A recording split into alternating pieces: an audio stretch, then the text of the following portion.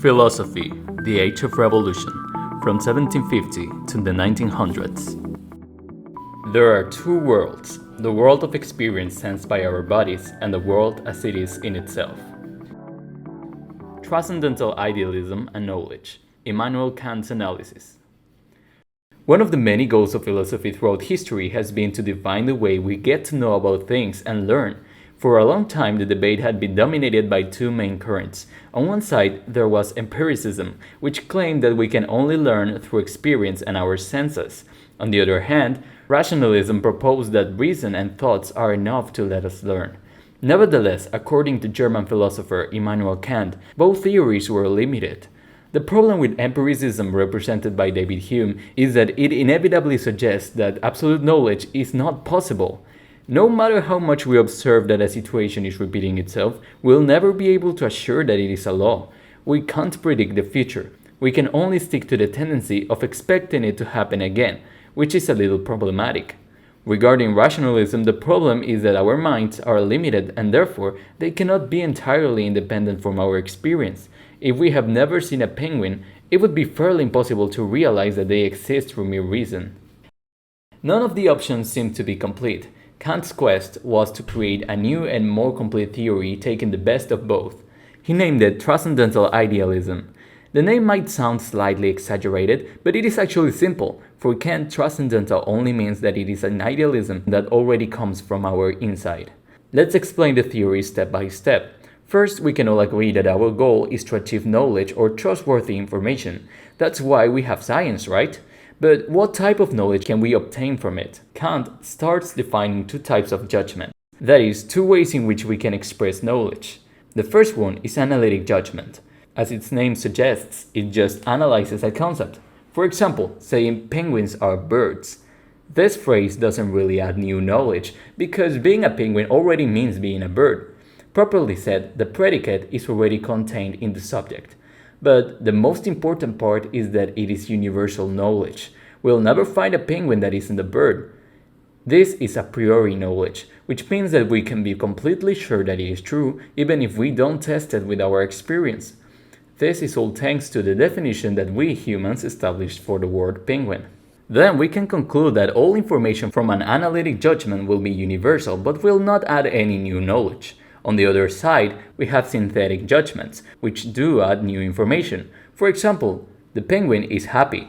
This phrase tells us something we didn't know about the penguin, but it has a little problem. It won't always be true. The penguin could be sad. To know how our penguin really is, we'll have to find out by observing it. That's why this is a posteriori knowledge. We cannot affirm it unless our experience tells us so. Then, information in a synthetic judgment is not universal, but it does provide new facts. Now, none fulfills the needs of science. We need judgments that provide new facts, but that are universal at the same time. In other words, a combination. A synthetic a priori judgment. But is this possible? Of course! You see, experience alone is not universal, and reason alone cannot provide new knowledge. But what if they help each other? Experience can provide new knowledge, and reason can develop it to discover a universal fact. More rigorously stated, for Kant, the two elements that make up knowledge are sensibility as the means of contact with the outside world, and understanding as the capacity of using concepts. That is the amazing part of Kant's theory. But how does this collaboration happen? According to Kant, the human mind already comes programmed with some concepts that mold our experience of the world to make it comprehensible. This means that reality, or the nominal world, could be a little different, but thanks to those concepts, we can understand it as a phenomenal world.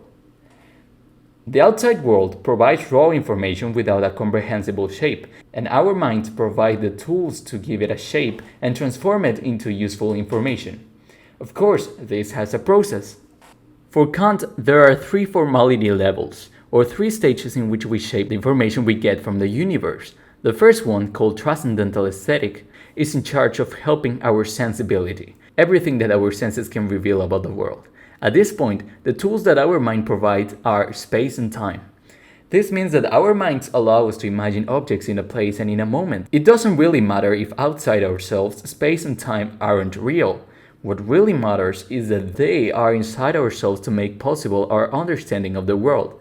It is as if time and space were the lines in a notebook that help us write. They are just a useful reference that make the world seem a little more organized. That's why it is called aesthetic. As a matter of fact, Kant believed that this is the reason why mathematics work. Since our brains order everything in space and time, they also make everything measurable.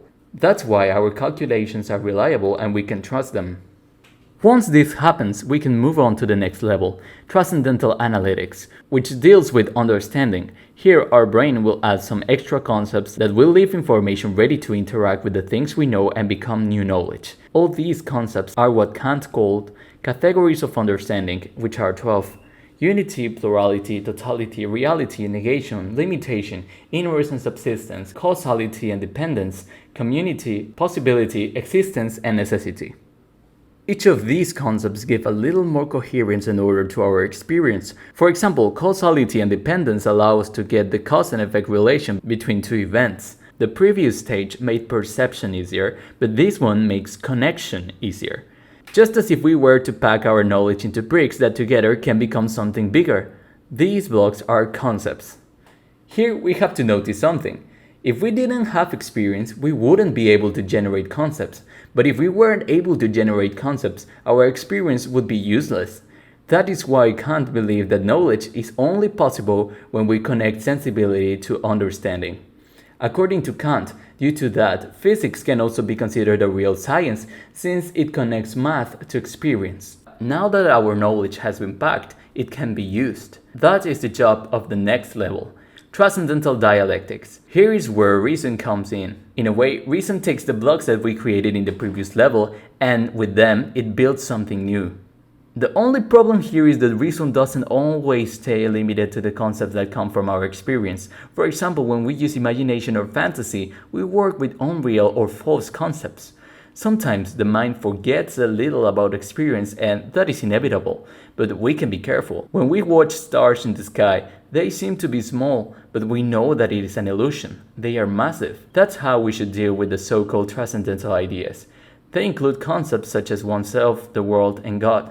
You see, Kant never says they are not real. He just says they are not in our scope. The problem is that they do not come out of experience, and if we try to apply the categories of understanding to them, it would be like trying to screw using a hammer.